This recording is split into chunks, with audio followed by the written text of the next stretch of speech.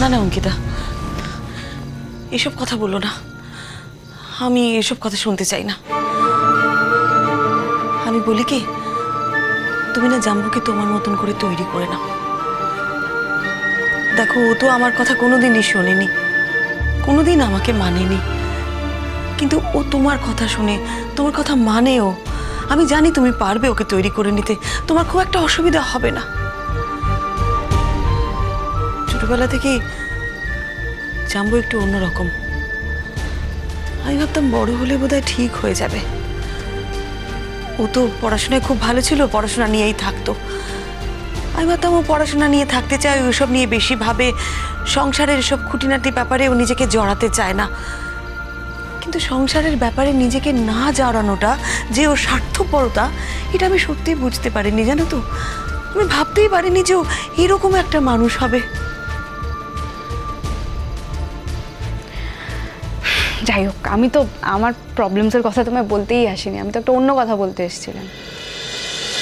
আমি না দেখলাম যে পাপা সেই কখন থেকে ডাইনিং টেবিলে বসেই আছে। আমার এত খারাপ লাগলো, আমি ভাবলাম তোমায় একবার এসে বলি। বাবাও সেদিন বলছিলেন আমার ছেলেটা কিরকম হয়ে গেছে, বোধহয় বেশি দিন বাঁচবে না। তো খারাপ লাগছিল কথাটা শুনে, এত অসহায় লাগছিল।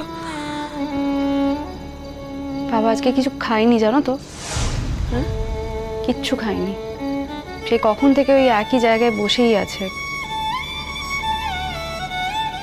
আন্টি, তুমি একবার গিয়ে বললে হয়তো বাবা কিছু খেয়ে নেবে, হয়তো শুয়েও পড়বে গিয়ে। আমি এই বাড়িতে এসে এটুকু বুঝতে পেরেছি যে পাপা আর কারুর কথা শুনুক আর নাই শুনুক এই পৃথিবীতে, তুমি বললে ঠিক শুনবে। তাই কি? তাই যদি হতো তাহলে আমার সংসারের আজ এই হাল হতো না। যাই হোক, তুমি বলছো যখন তোমার পাপা খায়নি, তো আসলে এবেলা আমার ঘরে সেরকম কিছু খাবারও নেই। দুধ আছে ফ্রিজে, একটু গরম করে নিয়ে যেতে পারি।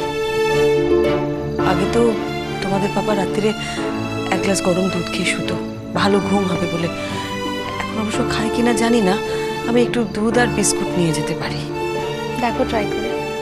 হ্যাঁ, বাবার জন্য খুব কষ্ট হয়, ছেলের জন্য চিন্তা করে করে। তাছাড়া এই বয়সে তোমাদের ঠাম্মার সাথেও বাবার একটা দূরত্ব তৈরি হয়ে গেছে, একটা মনোমালিন্যতা তৈরি হয়ে গেছে। এটাও তো ঠিক না, উনি মনে মনে কষ্ট পান, আমি বুঝতে পারি। আমি আজকে ড্রয়িং রুমে শোবো। শুনছি তো 2-1 দিনের মধ্যে ঠাম্মিও নাকি চলে আসবে। বাহ, খুব ভালো কথা। উনি এবার বাড়িতে ফিরে আসলেই ভালো হয়। হাজার হোক মা তো, আমার সঙ্গে উনি যাই করুক না কেন, ওনার ছেলেকে তো আর ফেলে দিতে পারবেন না। আর সব থেকে বড় কথা হলো, উনি বাড়িতে ফিরে আসলে জুন বোধহয় একটু শান্তি পাবে, কারণ ওর সাপোর্টে তো এই একজন মানুষই আছে। আর আমিও ভাবছিলাম কতদিন হলো মা তার ভাইয়ের বাড়িতে গেছেন, এবার ফিরে আসলেই ভালো হয়।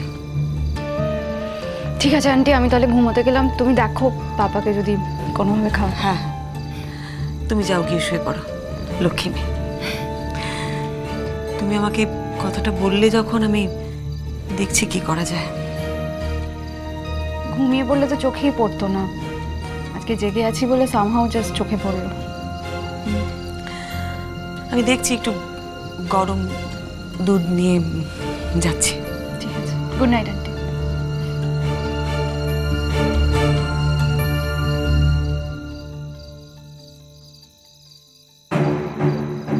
আমি এই দুধ বিস্কুট নিয়ে যাব, যদি জুন কোনো কারণে দেখে ফেলে আবার একটা অশান্তি হবে।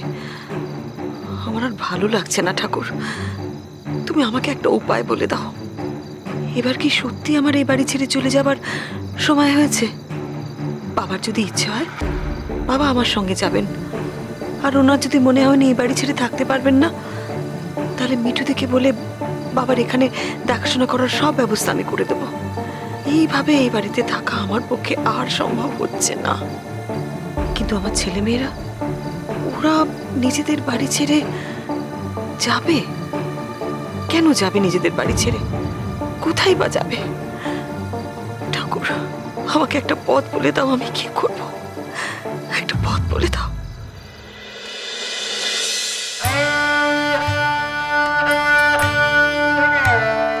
ঘুমোওনি এখনো? ঘুম আসছে না। শুনলাম কিছু খাওনি। ইচ্ছে করছে না। রাতে কিছু না খেয়ে শোয়া উচিত নয়।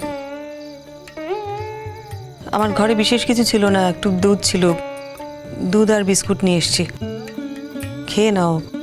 আগে তো তুমি রাতে দুধ খেয়ে শুতে। আগের কথা বাদ দাও শ্রীময়ী। আগে আর আজকের মতো অনেক তফাৎ। সে যাই হোক, দুধটুকু খেয়ে নাও। Thank you so much. আমার সত্যি খেতে ইচ্ছে করছে না, প্লিজ। দুধটা গরম করে নিয়ে এলাম, আমি কি আবার ফ্রিজে তুলে দেবো? নাও, খেয়ে নাও। আমার ভালো লাগছে না, সত্যি ভালো লাগছে না। দুধটা খেয়ে শুয়ে পড়ো। আমি আজকে ড্রয়িং রুমে শোবো। যা হয়েছে মিটিয়ে নাও। মিটবে না শ্রীময়ী, আমি মেটাতে চাই না। আজ থেকে আমার সেপারেশনে থাকা শুরু। আমি ওর সঙ্গে এক ঘরে থাকতে পারবো না। কিন্তু এই অশান্তিটা করে কোনো লাভ তো নেই। লাভের জন্য কেউ অশান্তি করে? হ্যাঁ, আমি তো করেছি তোমার সঙ্গে। তুমি বলতেই পারো।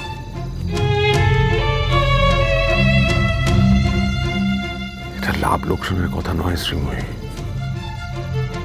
অশান্তি আমাকে কুড়ে কুড়ে খাচ্ছে। ফ্র্যাঙ্কলি স্পিকিং, আমি আর এই চাপটা নিতে পারছি না।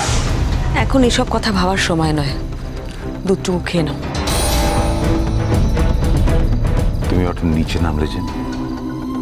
অঙ্কিতা আমাকে গিয়ে বললো যে তুমি রাতে কিছু খাওনি, আর নিজের ঘরেও শুতে যাওনি, এখানে ডাইনিং টেবিলে বসে আছো। তাই ভাবলাম। তুমি এখনো আমার কথা ভাবছো? এটা কি খুব অস্বাভাবিক ভাবনা? তোমার জায়গায় যেই থাকতো আমি তার কথা ভাবতাম। তুমি বলেই ভাবতে পারো। এই যে তুমি আমার জন্য এইটুকু ভাবো,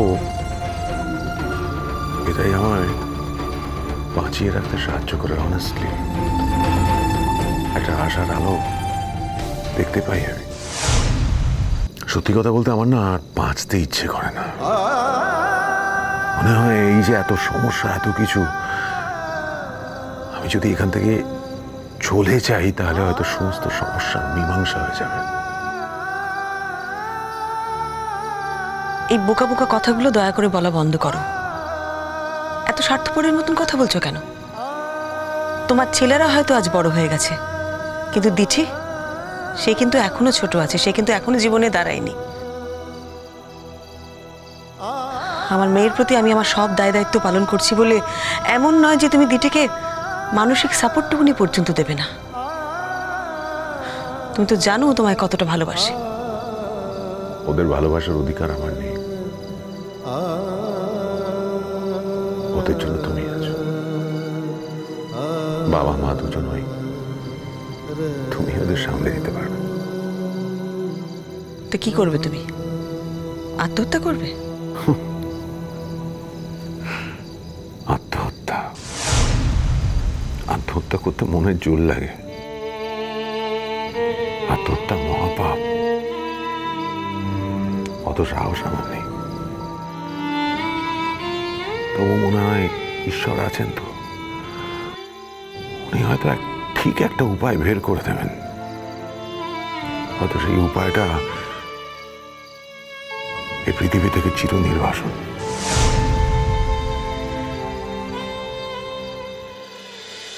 তোমার এই অবান্তর কথাগুলো না আমার একদম শুনতে ভালো লাগছে না। আমি কষ্ট করে এত রাতে দুধটা গরম করে নিয়ে এসেছি, দয়া করে খেয়ে নাও, আমি গ্লাসটা নিয়ে চলে যাই। শ্রীময়ী, তোমার মনে আছে আগে রোজ রাতে শুতে যাওয়ার আগে তুমি আমার জন্য গরম দুধ নিয়ে আসতে? এত বছরের অভ্যেস এত সহজে তো ভোলা সম্ভব নয়, তাই না? কত যত্ন করতে, আমার দেখাশোনা করতে। তখন আলাদাভাবে কিছু বুঝতে পারিনি, মনে হতো এটা আমার পাওনা। আর আজকে যখন এই অগোছালো জীবনের মধ্যে, এই ফেলাছড়া জীবনের মধ্যে আছি, তখন বুঝতে পারি তুমি সেটা করতে ভালোবেসে করতে, যাতে আমার শরীর ভালো থাকে, আমার মন ভালো থাকে। I took you for granted. এটাই তো স্বাভাবিক। আমার মনে হতো আলাদাভাবে তো তার কোনো গুরুত্ব ছিল না আমার কাছে, কিন্তু এখন বুঝতে পারি তুমি যেটা করতে সেটা তোমার মহানুভবতা। একেবারেই নয়, আমি কোনো মহানুভবতা দেখাইনি। আমি যেটা করেছি খুব স্বাভাবিকভাবে একটা মেয়ে সেটা করে, তার সংসারের জন্য, তার স্বামীর জন্য, সন্তানদের জন্য। সবাই করে, আমিও করি। না, সবাই করে না, সবাই করে না, তুমি করেছো। আচ্ছা ঠিক আছে, এখন না আমার এসব কথা বলতে ভালো লাগছে না। তুমি দয়া করে দুধটা খেয়ে নাও, আমি চলে যাই। আর আমার মনে হয় না আমার এখানে বেশিক্ষণ থাকাটা ঠিক হবে বলে। আরে তোমার বাড়ি, তুমি যেখানে খুশি যতক্ষণ খুশি থাকবে, কার কি বলার আছে? আমার বাড়ি, আমি এখান থেকে যাই। আমি সত্যিই চাই না এই রাত্রিবেলা আবার একটা নতুন করে অশান্তি শুরু হোক এই সামান্য জিনিসটা নিয়ে। আর কি অশান্তি হবে শ্রীময়ী? আর অশান্তিকে ভয় পেয়ে কি লাভ? জুন আর কত অশান্তি করবে? যা করার ও তো করে দেখিয়ে দিয়েছে, বাড়তি আর কিছু করতে পারবে না। আমার সত্যিই না ভালো লাগে না অশান্তি। এই সামান্য একটা জিনিস নিয়ে হাজার একটা কথা চালাচালি হবে, একটা সিন ক্রিয়েট হবে। আমার, তুমি তোমার মতন দুধ বিস্কুটটা খেয়ে নিও, আমি কাল সকালে সে গ্লাস আর প্লেটটা নিয়ে যাব। শ্রীময়ী, বলো।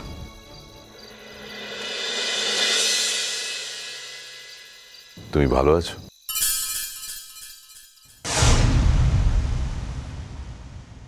আর কি শ্রীময়ী, তুমি একটা চরিত্রহীন মহিলা।